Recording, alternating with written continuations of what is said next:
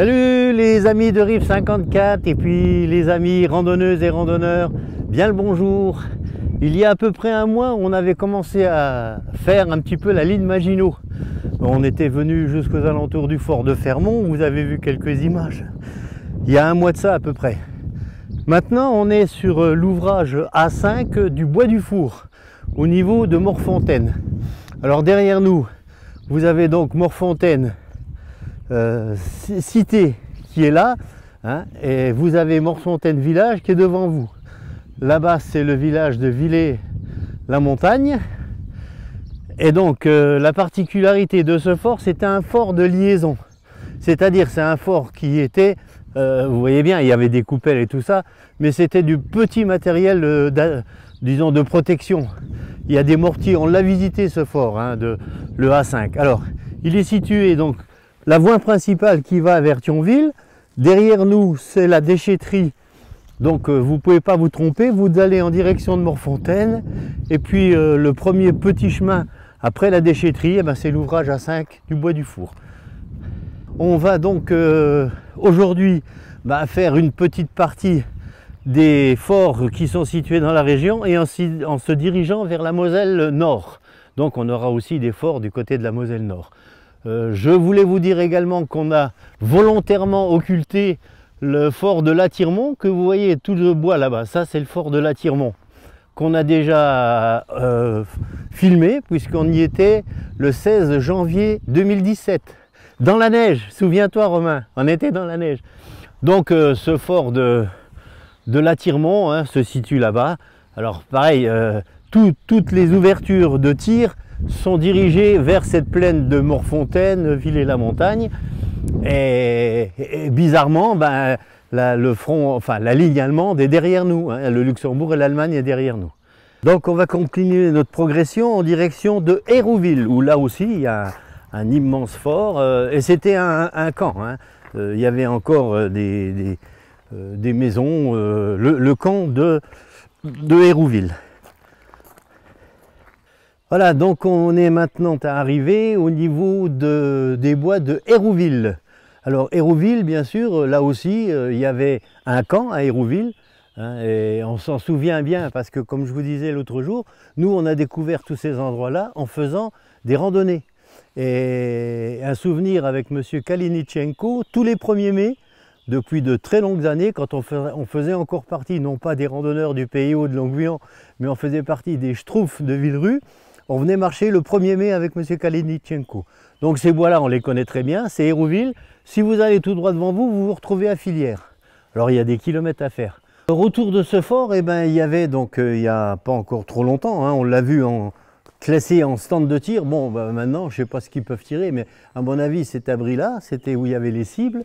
Et devant nous, là, dans le feuillage, c'était l'endroit où se mettaient les personnes pour tirer. Ça fait un drôle d'ouvrage. Bon ben voilà, encore une fois, tout est à l'abandon. On a donc quitté le petit village d'Hérouville et on est descendu directement, vraiment ce coup-ci, dans la Moselle Nord. Hein, on n'est pas loin de Thionville, on n'est pas loin non plus de la descente du Saint-Michel.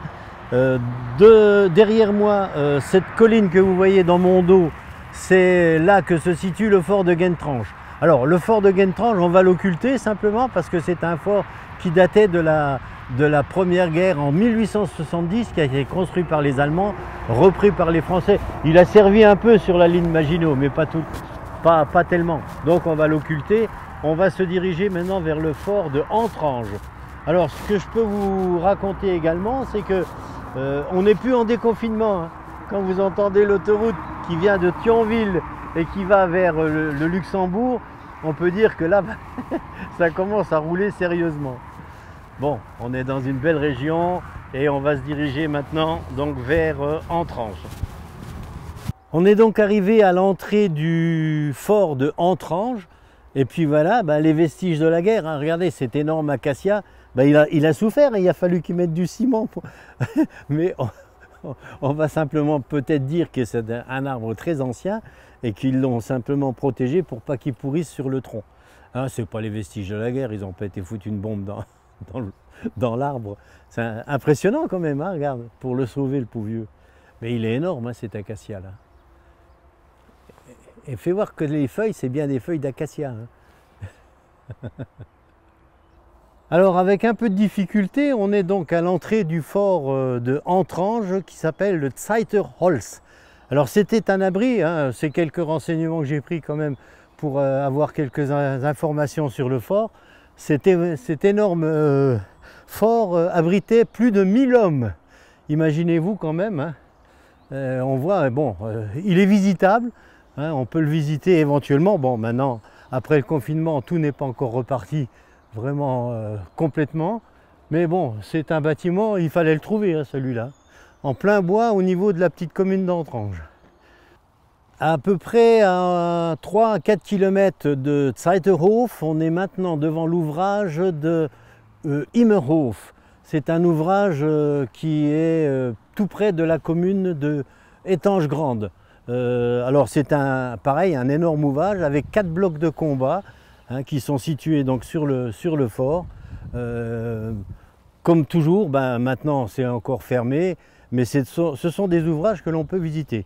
En plus, vous avez ici des informations internet, c'est-à-dire que tous les ouvrages qu'on est en train de visiter maintenant, vous pouvez les retrouver sur internet et vous avez des explications beaucoup plus précises sur les ouvrages de la région de la ligne Maginot.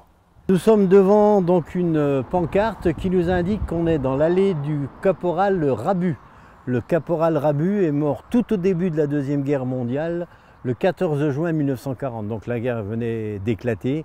Les armées allemandes commençaient à envahir la France et puis malheureusement, ce caporal est mort à Immerhof, donc dans le fort que l'on vient de visiter.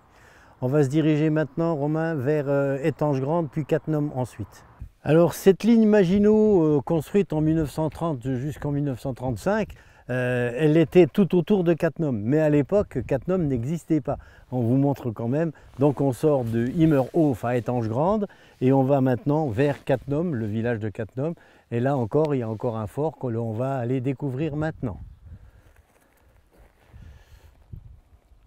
Bon, on est donc dans la région de Cattenom et on est à la recherche donc du fort du Galgenberg. Elle doit se trouver dans ces coins-là, mais bon, on ne sait pas exactement où. Alors on va redescendre dans le village, enfin dans la petite ville de Cattenom. Et voilà. Bonjour les vaches, ça va? Et puis on va essayer de trouver si on trouve ce fameux Galgenberg. Sinon, si on ne trouve pas, Romain, on descend vers Königsmacker. Là encore, il y a encore un autre fort à visiter. Voilà, donc sur la route qui rejoint donc le Luxembourg et puis Thionville, on est arrivé au niveau d'un nouveau fort, un ouvrage, c'est l'ouvrage de Zenzich. C'est le A16. Cet ouvrage d'infanterie est un énorme dock de béton qui renferme 2 chambres de tir et une tourelle de 96 tonnes. Enfin voilà, donc, et le Galgenberg, vous l'avez ici au bout de mon doigt. À mon avis, il faut monter dans le bois et le Galgenberg doit se situer en haut. Grâce à l'indication que l'on a trouvée au niveau de l'ouvrage de Zenzich, on est enfin arrivé au fort du Galgenberg. Donc le fort de Galgenberg, un énorme ouvrage qui bien sûr est visitable. Malheureusement, maintenant comme tout est fermé, on ne pourra pas le visiter. Hein. Cet ouvrage du Galgenberg, il disait que c'était le gardien de la Moselle. Donc c'est un gros ouvrage et tout autour du Galgenberg, vous avez un tas de... puisque regardez sur la carte l'entrée des munitions du Galgenberg, donc c'est ici. Donc nous on est ici, vous avez la casemate du Sonnenberg, l'ouvrage de l'Oberscheid, l'ouvrage de Kobenbourg, enfin voilà. Tout ça, c'est une ceinture qui dirigeait vers la frontière luxembourgeoise et allemande, bien sûr, derrière. Le nom de toutes les casemates que je vous ai indiquées maintenant devant l'entrée des munitions du fort du Galgenberg, vous avez un sentier Maginot. Donc pour les randonneurs émérites et surtout les passionnés de la ligne Maginot, vous pouvez suivre ce sentier et vous irez vers toutes ces casemates que je vous ai citées. Donc c'était un immense ouvrage, il faut bien le savoir. Qui était protégé et c'est pour ça quand même qu'il l'appelait donc l'ouvrage protection de la Moselle. On est grimpé en voiture, pas à pied parce que c'est un peu trop long, jusque le sommet du fort du Hackenberg, un des plus importants ouvrages de la ligne Maginot en Moselle Nord. Derrière moi, regardez, on était là-bas tout à l'heure à Cattenom. Alors, à savoir quand même que la frontière allemande est à quelques kilomètres de là. En bas, c'est toute la vallée de la Moselle qui descend jusque Schengen et puis qui va à Perl où c'est l'Allemagne. Donc le fort était vraiment situé. C'est un fort très très important, composé de 19 blocs de combat. Alors bien sûr, on ne pourra pas vous les faire montrer tous parce qu'il y en a un peu trop et puis il faut rentrer dans la forêt pour voir, mais c'est un vestige très très important. Et celui-là, il est visitable. Il y a 10 km de galeries à l'intérieur de ce fort que j'ai eu l'occasion de visiter au cours d'une randonnée. On avait fait une randonnée dans le coin et on a visité le fort. Alors on va aller jusqu'à la petite chapelle du Hackenberg.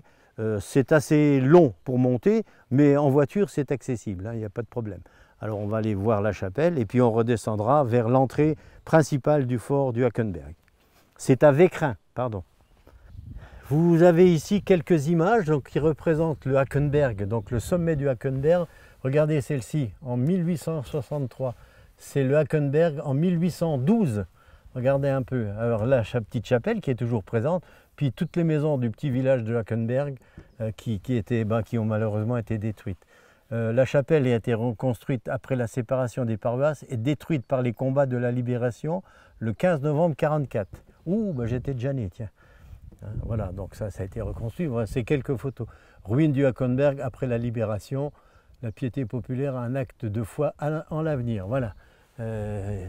Tout ça, ça a été reconstruit et c'est bien reconstruit. Bon, on va aller voir cette petite chapelle, puis l'ancien cimetière qui l'entoure.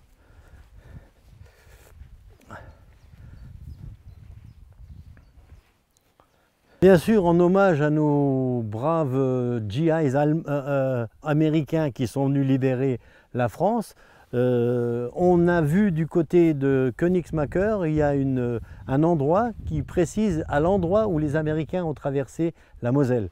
Donc c'est juste en bas, ils ont traversé la Moselle, puis voilà. Donc à nos libérateurs, c'était des soldats du Texas et de l'Oklahoma. C'était un monument du souvenir du 14 novembre 1944. Voilà donc reconstruite cette fameuse petite chapelle du Hackenberg, hein, qui est un lieu de pèlerinage pratiquement, hein, parce que beaucoup de gens viennent se réfugier ici. Et en été, c'est très très agréable, hein, vous pouvez pique-niquer, vous pouvez... Hein. Quand on pense que les Allemands, ils étaient juste en face de nous, là. Mais ils ne sont pas passés par là, malheureusement. C'est pour ça que cette fameuse ligne Maginot, hein, on vous a montré quand même beaucoup d'exemples de la ligne Maginot. Quand on pense à l'énormité des forts construits et puis qu'ils n'ont pas servi à grand-chose, malheureusement, bon, il y en a quand même qui se sont battus. Hein, mais voilà, c'est la guerre. Alors vous avez ici, donc, un petit peu en contrebas de la chapelle, quelques blocs de combat. Hein, il y en a 19 hein, sur le site. Hein, je vous dis, c'est énorme ici. Hein, il y a énormément. Il vaut le coup d'être visité, hein, je peux vous le garantir, c'est un très beau. Ce petit chemin, quand on l'a déjà pris, nous, quand on a randonné dans la région, on prend ce petit chemin-là, et quand on redescend vers la gauche, on arrive devant un bloc de combat, enfin un fort de combat, et qui a été absolument massacré par les Américains, parce qu'ils voulaient absolument se venger, donc ils ont toute la façade de ce bloc est complètement crépie de balles, de munitions, etc., etc. On est redescendu donc du sommet du Hackenberg et on est maintenant à l'entrée du fort du Hackenberg. Il faut voir quand même la disposition pour faire des forts à l'intérieur d'une butte. Quand on ne le sait pas, qui peut savoir que c'est un fort où il y avait 1085 hommes à l'intérieur, hein, quand même, dans ce fort. Donc il y a de l'hébergement, il y a des cuisines, il y a des trucs électriques, il y a des petits trains qui se déplacent sur 10 km. Enfin voilà, c'est quand même assez impressionnant. Et ça, c'est un brave soldat américain, parce qu'habillé avec un fusil comme ça c'est un fusil américain. Alors ici, nous avons des images donc, des fameux ponts de débarquement, hein, c'est le pont de Cattenom et ça c'est le pont d'Arromanches en 1944. Et ce pont-là de Cattenom en 2014 a très très longtemps existé. Bon, maintenant ils ont refait une autre route, hein. On est passé, d'ailleurs c'est là que l'on a traversé la Moselle. Et les structures du pont sont des éléments whale ou baleine du débarcadère d'Arromanches dans le Calvados, qui ont permis aux Alliés d'acheminer en juin 1944 une partie du matériel et des hommes ayant participé à la libération de l'Europe et de l'Ouest de la Seconde Guerre mondiale. Voilà, on est devant donc une structure des ponts Wells ou Baleine. Et si vous vous souvenez lors de précédentes émissions, quand on était dans la région de Vachereauville, je vous ai emmené sur la Meuse où il y avait déjà un pont exactement semblable. Ben, c'est la même structure, hein. Ce sont des ponts donc, qui ont servi au débarquement à Romanche. Mais je peux vous dire que c'est des trucs qui sont quand même costauds, hein. Ils sont reliés entre eux par des ciboulons, par des espèces de coupoles qui s'emboîtent les unes dans les autres. Enfin bon, ça a permis de débarquer du matériel et des hommes lors du 6 juin 1944. Avant de quitter quand même ce fort du Hackenberg près de Vécrin, c'est en mémoire des combattants de la ligne Maginot et des intervalles qui restèrent vaillamment jusqu'au cessez-le-feu sans avoir été vaincus de juin 1940. Et ça, c'est une stèle qui a été apposée en 2010. Voilà, c'est vrai que nos braves soldats, ils ont vaillamment résisté. Eh bien, mes chers amis de Rive 54, eh bien, chères randonneuses et randonneuses, il faut savoir quand même que toute cette partie que l'on vient de faire jusqu'à la chapelle de Hackenberg, nous l'avons effectuée bien sûr en randonnée.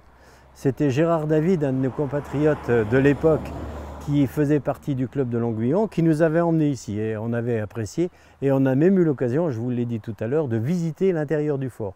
C'est un truc à faire.